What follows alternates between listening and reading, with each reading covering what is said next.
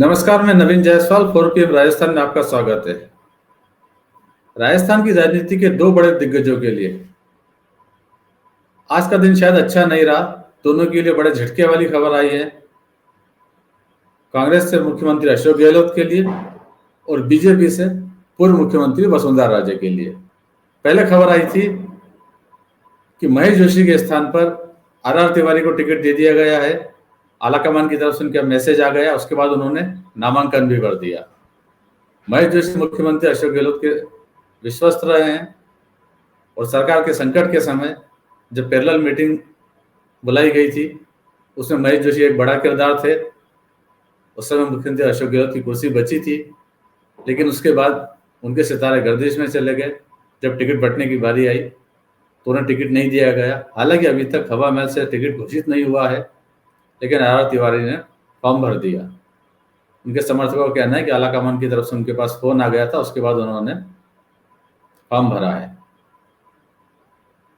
ऐसी बड़ी झटके वाली खबर पूर्व मुख्यमंत्री वसुंधरा राजे के लिए है।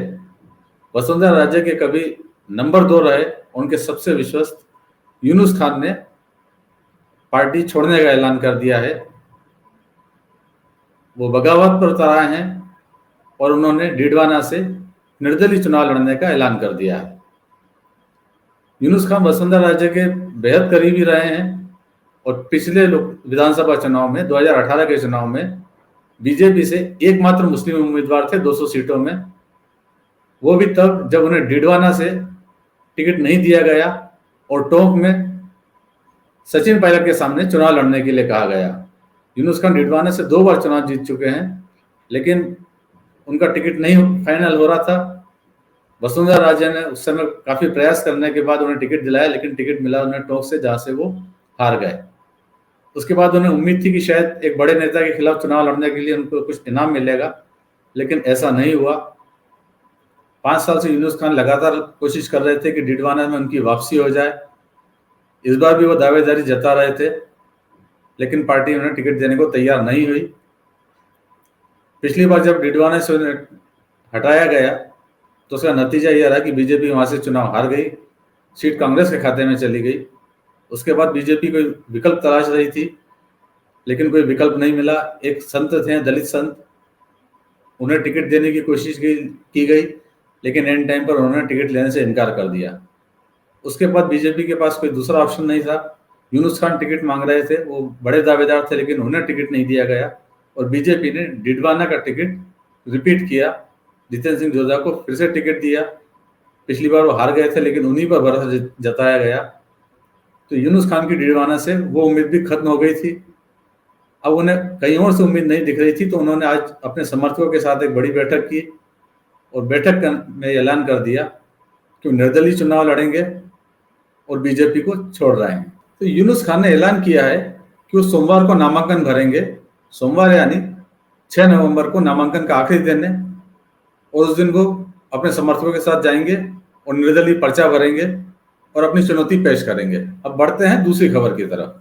भरतपुर जिले की कामा सीट से बीजेपी के प्रत्याशी इन दिनों काफी चर्चा के अंदर है।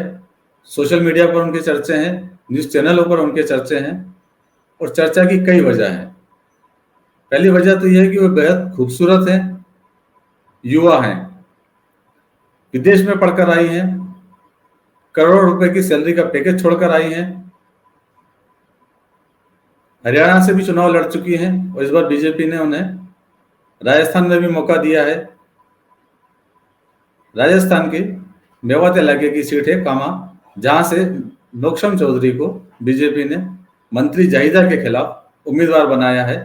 हालांकि अभी जाहिदा का टिकट फाइनल नहीं हुआ है, लेकिन उम्मीद है कि उनके मुकाबला शायद जाहिदा से ही हो।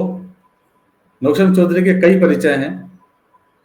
जैसा कि उन्होंने एक इंटरव्यू में बताया था कि वो करीब 85 लाख रुपए सालाना का पैकेज छोड़कर भारत आई हैं। वो लंदन में पढ़ी हैं और भारत आने के बाद 2019 के अंदर हरियाणा की पुनाना सीट से उन्होंने बीजेपी के टिकट पर चुनाव लड़ा था और चुनाव हार गई थी।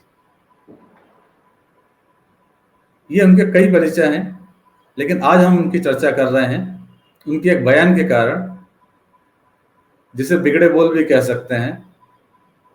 उनका यह बयान सोशल मीडिया पर काफ़ी वायरल हो रहा है, जिसके अंदर वो, जैसा कि बयान में सुनाई दे रहा है, वो मंदिर में खड़ी है और वहाँ से बोल रही हैं कि उन्हें पत्थर का जवाब ईंट से देना आता है, उन्हें जूते चलाने आते हैं और उन्हें गोली चलाने भी आते हैं।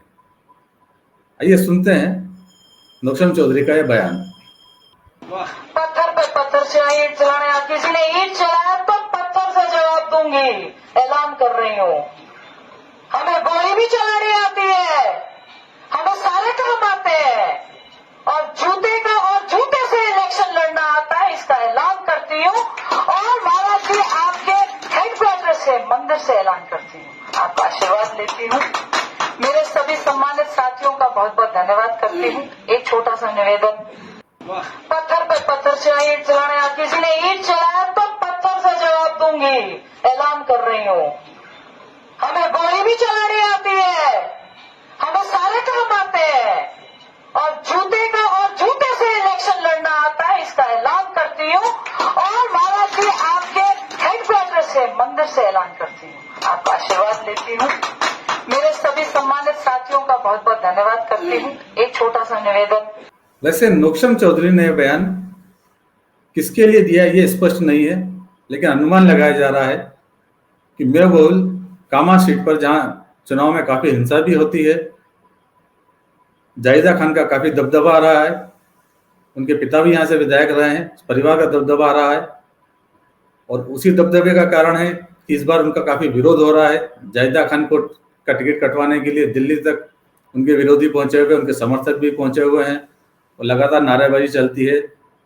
जाहिदा खान के पति जलीस खान पर एक हमला भी हो चुका है, उनके विरोधियों ने उनकी गाड़ी रोककर पर्यवेक्षक के सामने उनकी गाड़ी पर कूदे हैं। तो इस तरह की हिंसा वहाँ पर कोई नई बात नहीं है।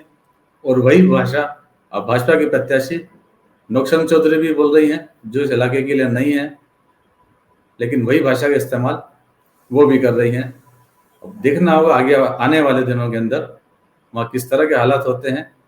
क्या जिस तरह की बात नौशम चौधरी कर रही है उस तरह की हिंसा वहाँ देखने को भी मिलती है। फिलहाल इस वीडियो में इतना ही, लेकिन राजस्थान में नामांकन का अंतिम दौर चल रहा है, लगातार खबरें आ रही है। जैसी नई खबरें आती हैं हम आपको फिर अपडेट कराएंगे।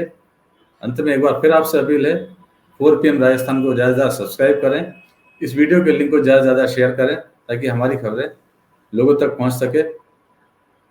नमस्कार।